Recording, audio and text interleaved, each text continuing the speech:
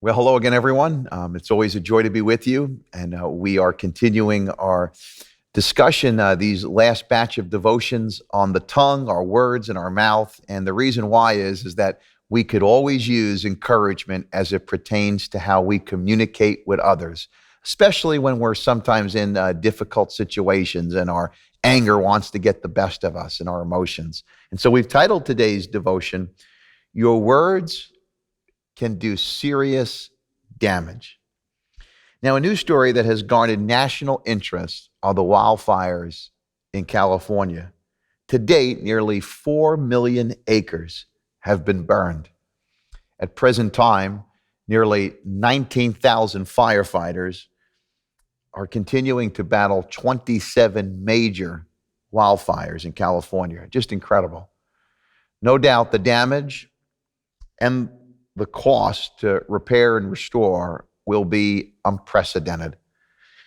Now, considering how destructive fire could be, whether it is a wildfire or it's a fire in a home that somebody starts, it should come as no surprise that God likens the damage of fire to that of the tongue and the mouth. Continuing in James chapter 3 from yesterday's devotion, look what verse 5 and 6 has to say concerning the tongue and damage. It says this, but a tiny spark can set a great forest on fire. Verse 6, and among all the parts of the body, the tongue is a flame of fire. It is a whole world of wickedness, corrupting your entire body.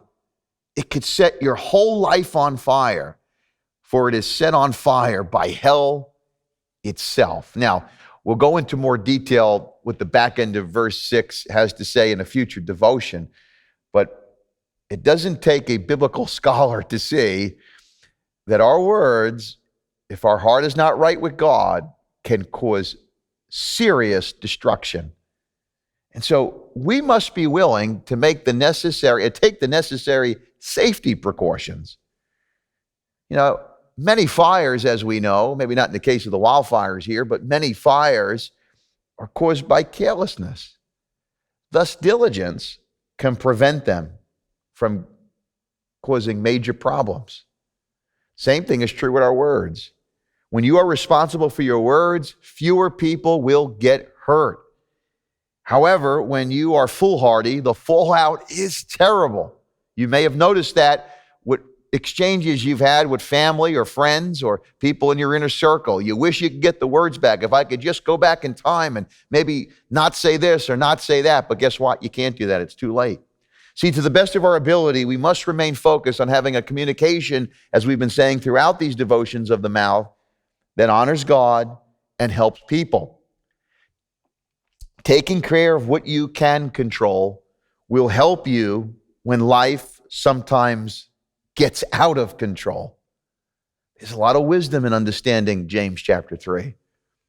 The more we realize of how damaging and destructive our words could be, perhaps the less discouraging we will be with our words, and the more diligent we will be to honor God. See, sometimes a confrontation or a family problem will produce record temperatures in the home or in the church or in the office, and it will result in really just unbridled anger and frustration. In those settings, unkind words tend to fly out of our mouths very quickly, unannounced, by the way. Sometimes we are even provoked to using profanity or other cruelties, other malicious talk. Now, regardless of the situation, instead of throwing more fuel onto the fire, be the type of believer that seeks the help and hand of God and throw some water, throw some Holy Spirit on it, and put the fire out immediately. Now, many times when you're in a confrontation, you might want to say your piece. You might want to get it off your chest. I got to tell you this is on the tip of my tongue, things like that we say. But that always isn't the best recourse, is it? In fact, it's better to be still and know that he is God, to leave room for the vengeance of God. God will take care of it. You don't want to in any way injure your integrity or your credibility by just kind of releasing some anger, some negativity that you feel that you don't got to do it. You're not going to explode if you don't do it. In fact, you're going to feel a lot better by giving it over to the Holy Spirit and trusting God to do what he's going to do. See, God will bless that type of humility.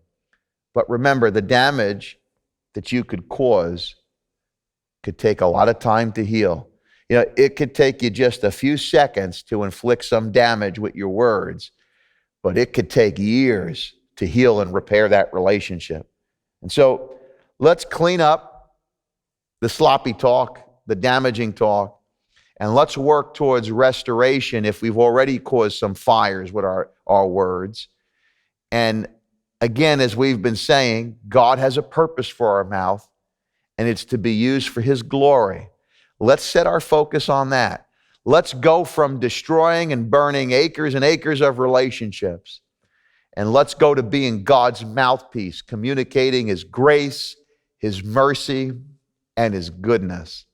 My friends, nobody wins when we're reckless with our mouth, but great gains could be had in way of encouraging people and honoring God when we use our mouth for his sovereign purposes.